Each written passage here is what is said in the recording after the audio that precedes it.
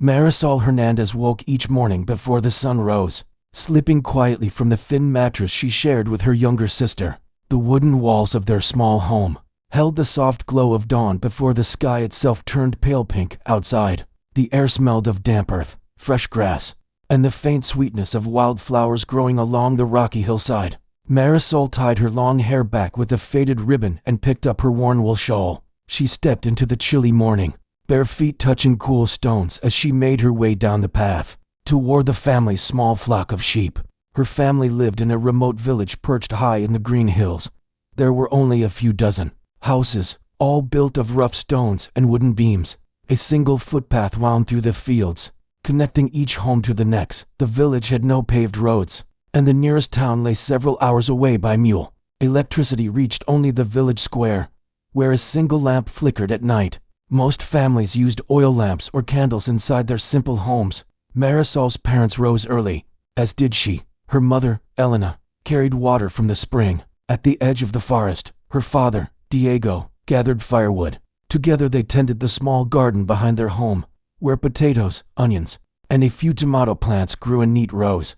Marisol helped them harvest vegetables, her small hands brushing dirt from the roots. She carried baskets heavy with produce back to the kitchen, then helped her mother wash and chop the vegetables for breakfast. That morning, as she arranged slices of tomato and hard-boiled egg on the wooden table, she heard the soft bleating of the sheep. She smiled. Tending sheep was her favorite task. She wrapped a warm loaf of bread in cloth, slipped it into her satchel, and set out across the grassy field. The sheep moved slowly, their thick wool coats dotted with small bits of dried grass. Marisol whistled to them a gentle, rolling tune she had learned from her grandmother. They recognized her voice and followed without hesitation. With the sun climbing higher, Marisol guided the flock along the hillside. She watched the valley spread out below, a patchwork of fields, forests, and rocky cliffs. In the distance, a ribbon of river caught the light. She felt a calm settle over her as she walked. The work was quiet and simple, but it brought her peace. She hummed softly to herself, imagining a melody that rose and fell like the gentle slopes of the hills. After a while, she found a flat rock and sat down to rest. She took bread and cheese from her satchel and nibbled slowly. The sheep grazed around her, heads bending to nibble fresh shoots. A gentle breeze ruffled Marisol's dark hair, and she closed her eyes for a moment. She thought of her older brother, Miguel, who had left the village 2 years ago to find work in the city. She missed him.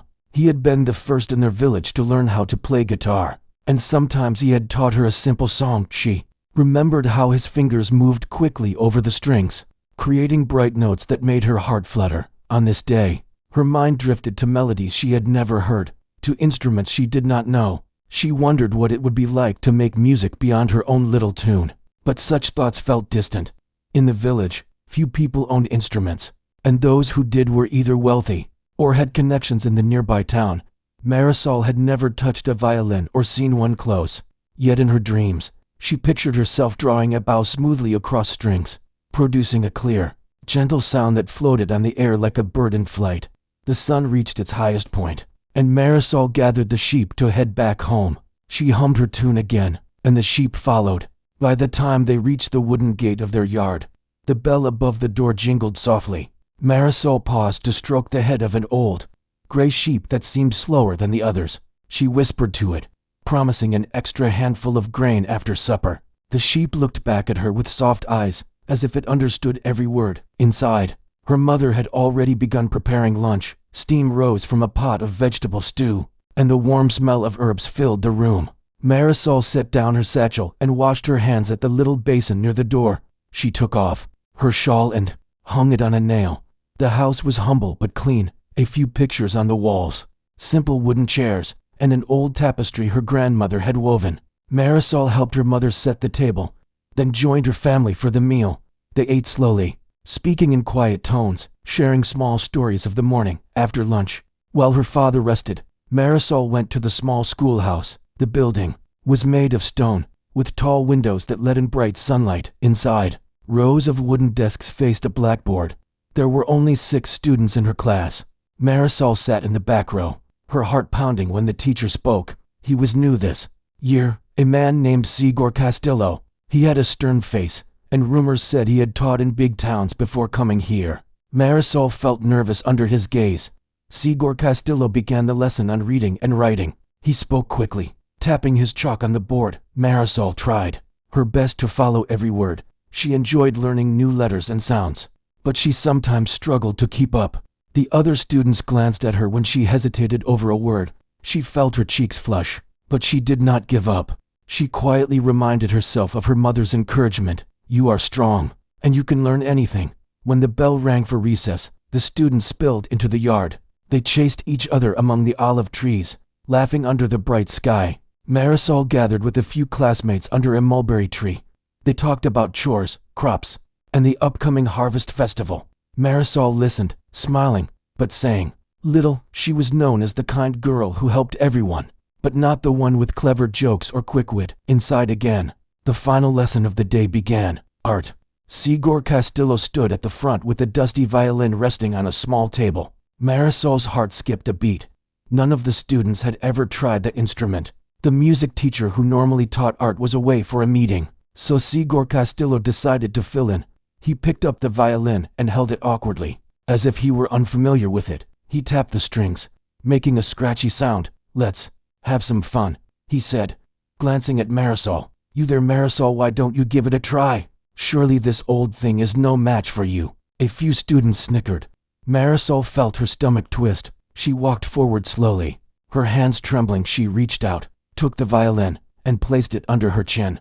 The wood was cool against her neck. Her classmates watched, expecting a mistake. Sigor Castillo gave her the bow and stepped back, arms crossed.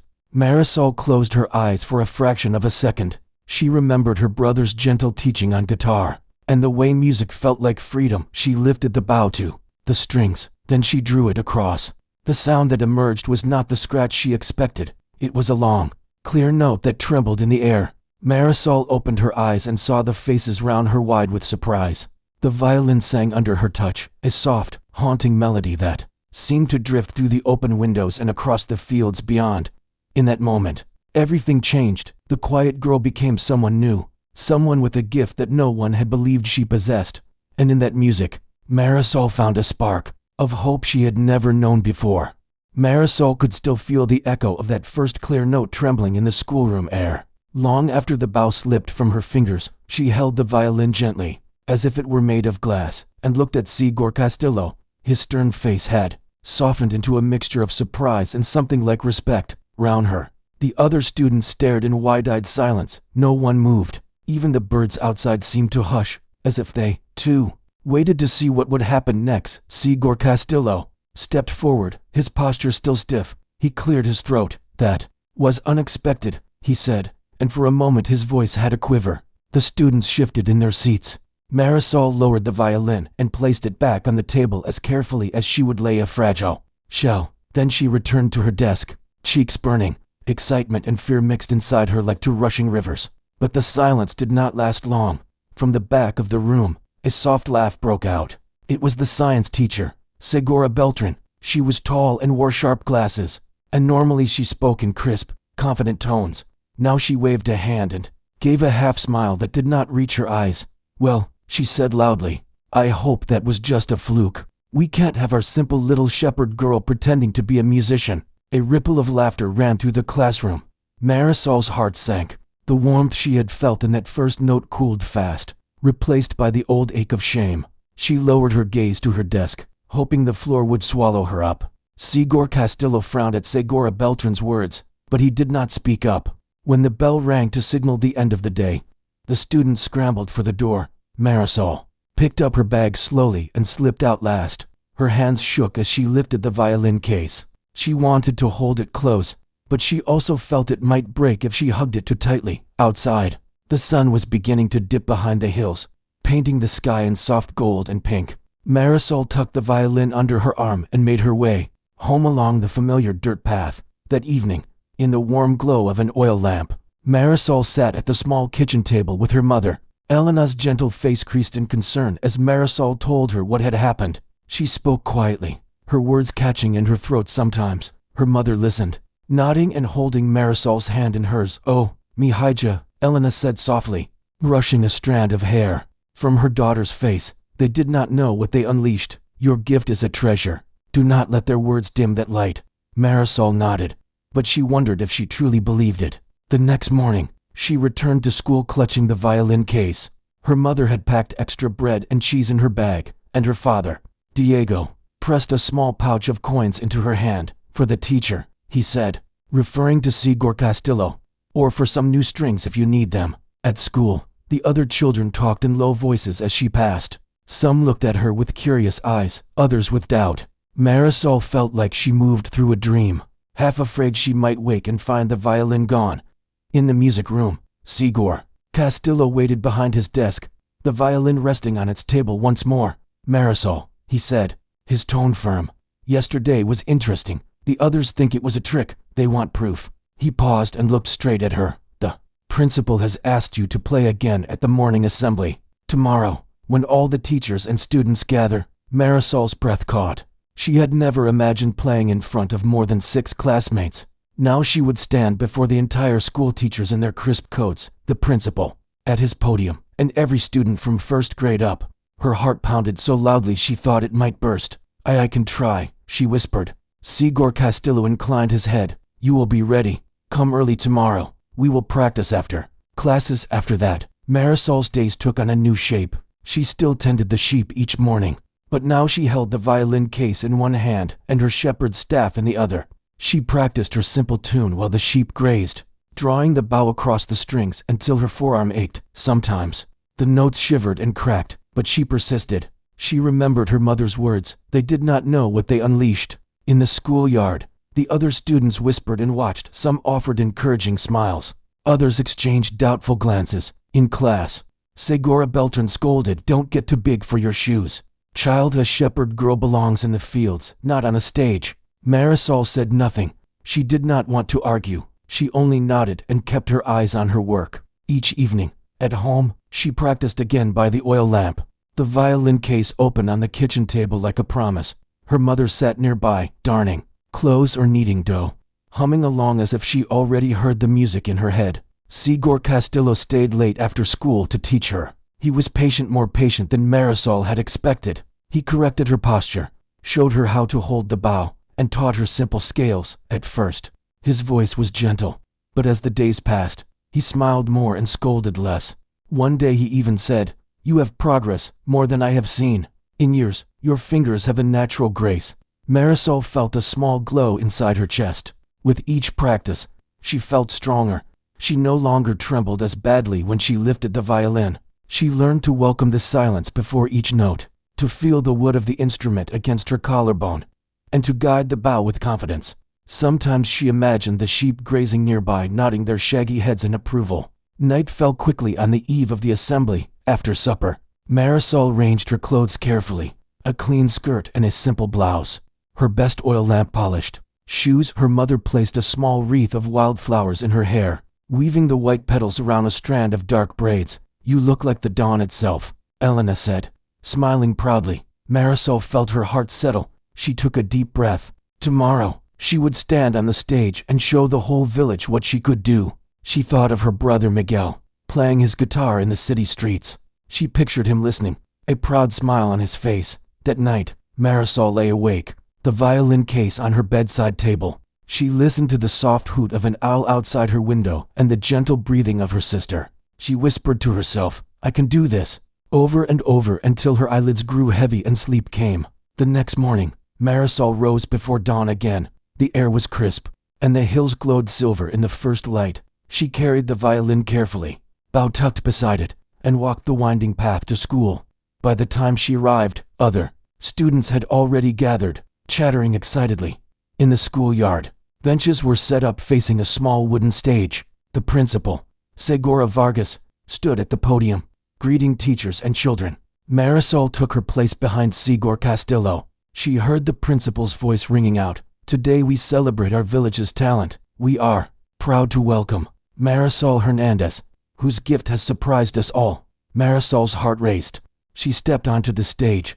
The benches fell silent. She lifted the violin, placed it under her chin, and closed her eyes for a moment. Then she drew the bow across the strings. The first note floated out, clear and true, cutting through the hush like moonlight on water. She played the melody she had practiced so many times, With each passing moment, the fear melted away. She felt only the music flowing through her arms and into the air. When she finished, there was a beat of silence, then the schoolyard erupted in applause.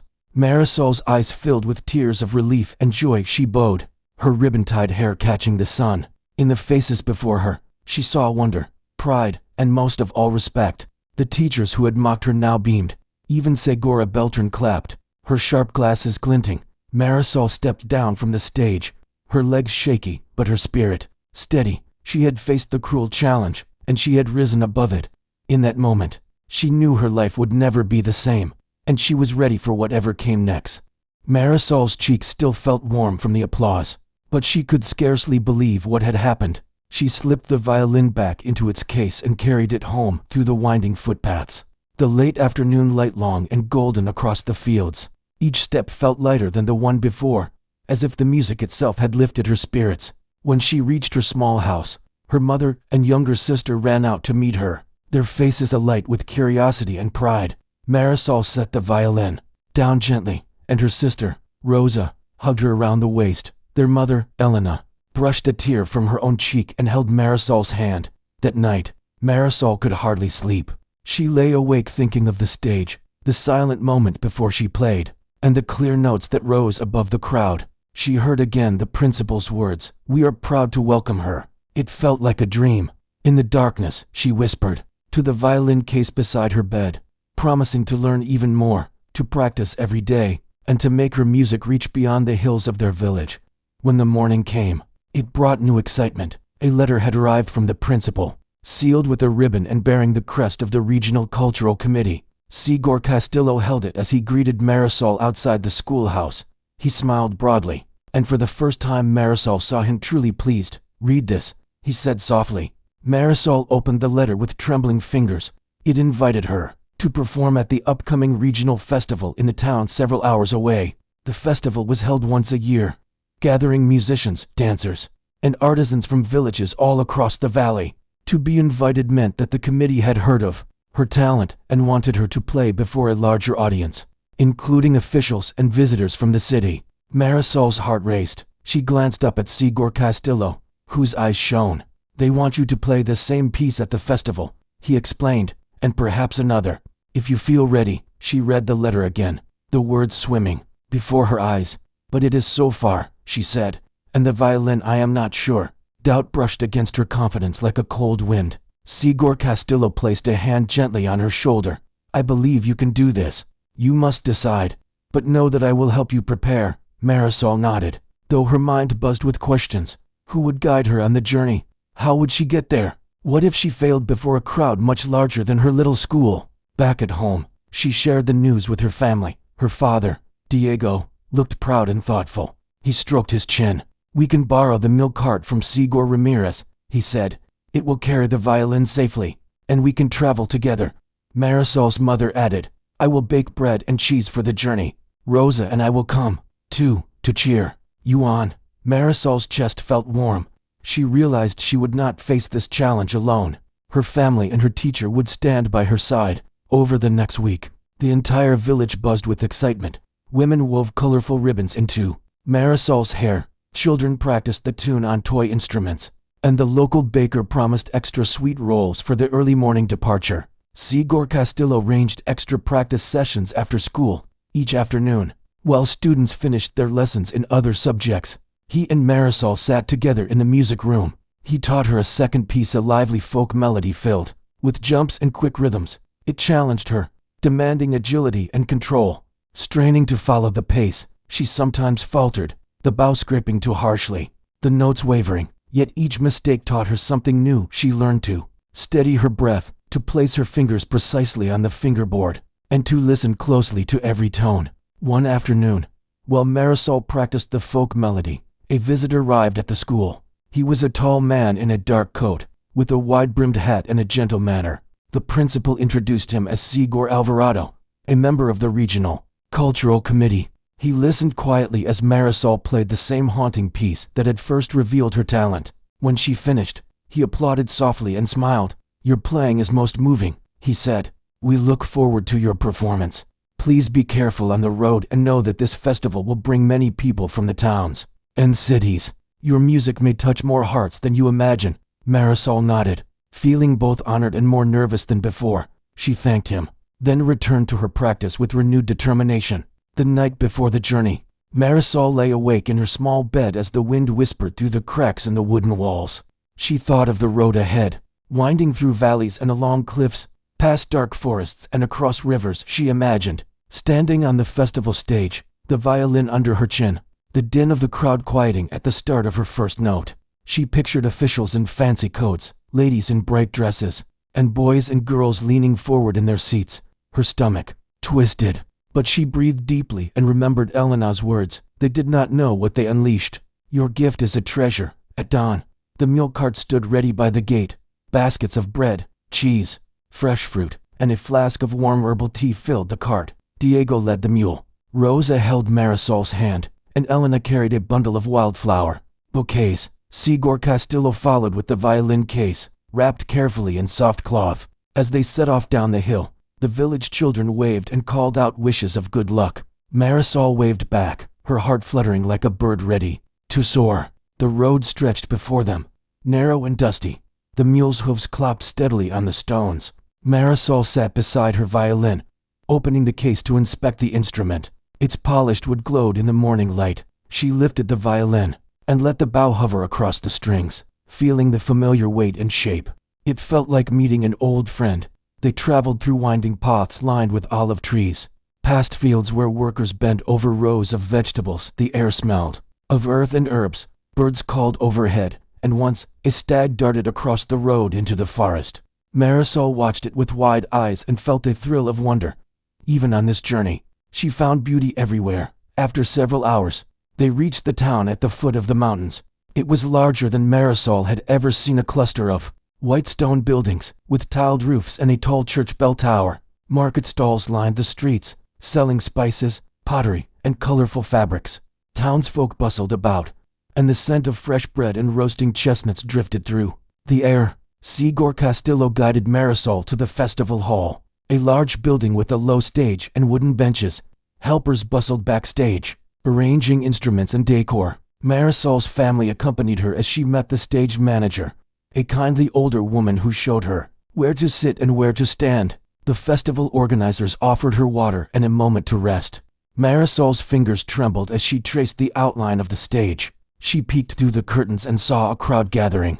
The benches filled quickly with men and women in their best clothes. Children ran about with painted faces, and musicians tuned guitars and flutes nearby. Marisol clasped her hands to steady them. She felt the violin case at her side and remembered every practice, every note, every moment of doubt she had overcome. Sigor Alvarado appeared and whispered, "Your turn soon. Take your time." Marisol nodded, her throat tight. When the cue came, she rose and walked onto the stage, bow and violin in hand. The lights were brighter here, and the faces in the audience blended into shadows. She paused, drawing a deep breath. The hush settled around her like a cloak. She placed the violin under her chin and closed her eyes, remembering the echoing silence of her little schoolhouse, the fields where she tended sheep, and the love of her family that had carried her here. Then she drew the bow across the strings. The first note rang out, bold and clear. It filled the hall, lifting into the rafters and sweeping across the audience. Marisol's fingers moved with grace and confidence, weaving the melody she had practiced so faithfully. Her second piece, the lively folk tune, followed with dancing rhythms that made people tap their feet and clap along. When she finished, the hall erupted in thunderous applause. Some stood, voices cheering and calling her name. Marisol's heart swelled with joy. Tears stung her eyes as she bowed, her body trembling with relief and pride. She looked out at the crowd and saw faces of wonder and gratitude. She realized that her music had touched them, that her gift was indeed a treasure meant to be shared. Backstage, her family and Sigor Castillo enveloped her in hugs and congratulations. The violin glittered in her arms like a beloved friend. In that moment, Marisol knew that her life had changed forever. She was no longer the simple shepherd girl of the hills. She was a musician, whose music could bring light and hope to hearts far beyond her village, and she would carry that knowledge with her always, letting her melody guide her on the many paths yet to come. Marisol returned to her village a hero, the violin case resting carefully in her hands as she stepped off the mule cart. The sun had begun to set behind the hills, painting the sky in soft pinks and purples. Children ran to greet her, and neighbors gathered around, clapping and cheering. In their eyes, she saw pride and wonder. For the first time, she did not feel out of place among them. She felt strong and capable, carrying the music in her heart. Her family led her home, where her mother had set a long wooden table under the olive tree. Bowls of stew, fresh bread, and sweet pastries filled the table. The whole village seemed to have joined the celebration. Some villagers brought wildflower bouquets. Others carried small gifts, handmade scarves, pottery cups, a set of wooden music stands made by the local carpenter. Marisol's heart swelled. She realized that her success had become their success, too. They had laughed at her gift only weeks before. Now they embraced it as theirs. After the feast, the village mayor stood up to speak. He was a tall, kind man with silver hair and warm eyes. He cleared his throat and tapped a wooden gavel on a small podium. "Today," he said, voice strong and clear, "we honor Marisol Hernandez, whose music has brought our village pride and joy. We will use her gift to inspire our children and visitors. Tomorrow, we will open our school hall for weekly music lessons, and Marisol will lead them." The crowd cheered again, and Marisol felt tears prick at her eyes. She nodded humbly, looking at her mother and father, whose smiles shone in the firelight. That night, Marisol lay in bed, thinking of her new role. She would teach music at the school, sharing what she had learned with other children. She felt a mixture of excitement and nervousness. Teaching was different from performing. It meant patience, kindness, and understanding each child's fears and hopes. But she remembered how Sigor Castillo had guided her gently, correcting her without shame. She would do the same for others. The next morning, the schoolhouse buzzed with energy. Inside, wooden benches were arranged around the dusty floorboards, each with a music stand at its side. A long table held a row of old violins, guitars, flutes, and simple drums. Marisol arrived with her own violin, and Sigor Castillo stood beside her. He had come to help on this first day, and his eyes glowed with pride. Marisol took a deep breath and stepped forward. "Welcome," she said, voice soft but steady. "Today we begin our music class. Music is a language that can speak to every heart. I will teach you the basics I learned, and we will learn together." A dozen children sat before her, some shy, some curious, some excited. She invited them to touch the instruments, to feel the strings or the wood. She asked them to close their eyes and listen to the quiet sounds in the room. The wind outside, the creak of the floorboards, the rustle of leaves. She told them that music begins with listening. The first lesson was simple. Holding the bow, she demonstrated how to rest it against the strings, how to balance its weight between thumb and fingers. The children imitated her, some with awkward grips, others with eagerness. She walked among them, gently correcting postures and praising small successes. When one girl's hand shook too much, Marisol squeezed her shoulder and encouraged her to relax. When a boy pulled the bow too roughly, she showed him how to guide it smoothly. Laughter and soft chatter filled the room as they learned. Marisol felt joy in teaching, seeing their faces light up with wonder. After class, the mayor presented Marisol with a small medal shaped like a musical note. "This is for our music teacher and our pride," he said. Marisol accepted it, feeling the weight of responsibility and honor. She promised herself she would never take their trust for granted. Weeks passed, and the music classes became a beloved part of village life. Children practiced each afternoon. Parents stopped by to listen, and even the sheep herded themselves back a little earlier, as if they knew Marisol would soon be at the school. She continued her own practice too, learning new pieces sent by Segura Beltran, who now helped by sharing sheet music from the town. The music teacher from the regional committee sent recordings of dances and lullabies, and Marisol worked to master them. One morning, a letter arrived from the city's grand concert hall. It was an invitation for Marisol to perform in the capital at a children's music festival. The letter praised her talent and her work teaching others. It explained that young performers from all over were being invited to share their music. Marisol's hands trembled as she read the words. The city festival would be a stage 10 times larger than the regional hall. The audience would include professional musicians, critics, and families from the city. She felt pride, but also a flutter of fear. Could she manage such a big stage? Would she let her village down? That evening, she spoke with her family. Diego furrowed his brow but smiled. "You have come so far, Hija. This is another step on your journey." Elena nodded, brushing Marisol's hair. "We will be there, as always, and your students will cheer you on too." Rosa, her sister, hugged her and said, "You inspire me, sister. I want to learn the flute next." Marisol laughed and ruffled Rosa's hair. "And you will be a fine flutist," she said. The support of her family warmed her doubt. In the days before the city festival, Marisol balanced teaching and practice. Each morning she led her music class, then spent her afternoons traveling by mule cart back to the fields to tend sheep. In the evenings, she practiced her solo pieces by lamplight. Students arrived early, eager to help. Some brought water, others offered simple snacks. The village felt united in her success. On the day of departure, the village gathered once more. A small procession formed, with children carrying lanterns and instruments. Marisol led the way, violin case in hand, followed by her family, Sigor Castillo, and her students waving ribbons. As they walked down the hillside road, the lantern light bobbed like fireflies around them. It felt like a celebration of music, hope, and unity. The journey to the city was long and dusty, but Marisol felt no hunger for sleep. She looked out at the changing landscape, rolling vineyards, neat orchards, and distant factories that marked the edge of the city. When they arrived at the grand concert hall, its doors carved with musical symbols stood tall before them. Marisol's heart pounded as she stepped through the threshold. Inside, the hall glowed with chandeliers and red velvet seats.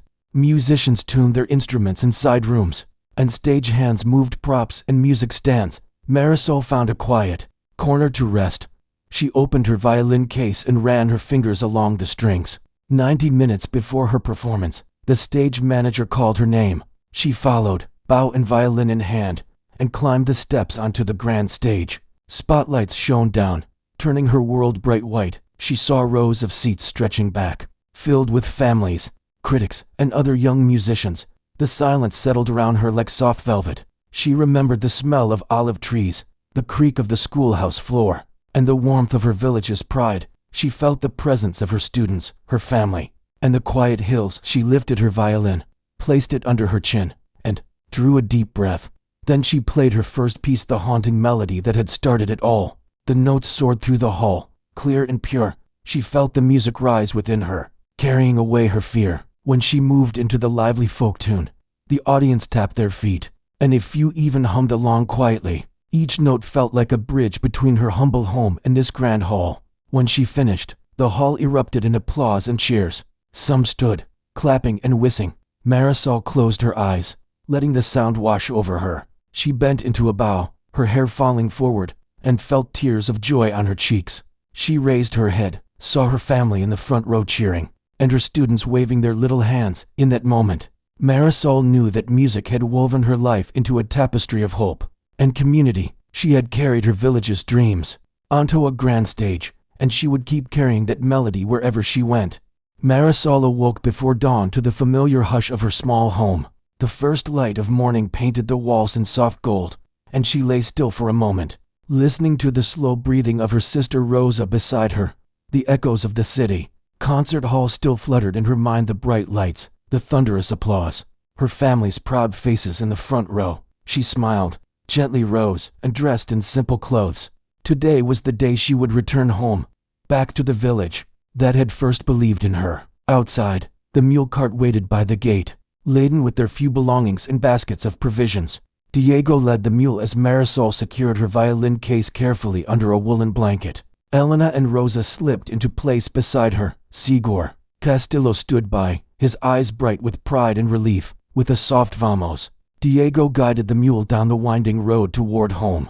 As they traveled, the landscape changed around them. The neat rows of city buildings gave way to olive groves and terraced fields. Birds called overhead, and once again Marisol felt the freedom of open skies. She lifted her violin case and thought of the music she would play in her village once more, not on a grand stage, but in the small school hall where it all began, surrounded by the people who had laughed at her, then cheered for her.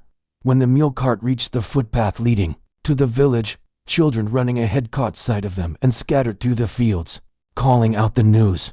By the time Marisol drew near, the entire village seemed to have gathered at the edge of the path. Villagers stood in small clusters, their faces glowing with excitement. Women held baskets of fresh fruit and flowers, children waved ribbons and sang small tunes they had learned. The mayor stood by the old stone gate, waiting to greet her. Marisol's heart filled with warmth. She stepped off the cart, adjustable violin shoulder rest tucked under one arm, and crossed the path. The villagers parted around her like waves on the shore. Smiling and clapping, Elena rushed forward, throwing her arms around Marisol's waist, and Diego pressed a kiss on her forehead.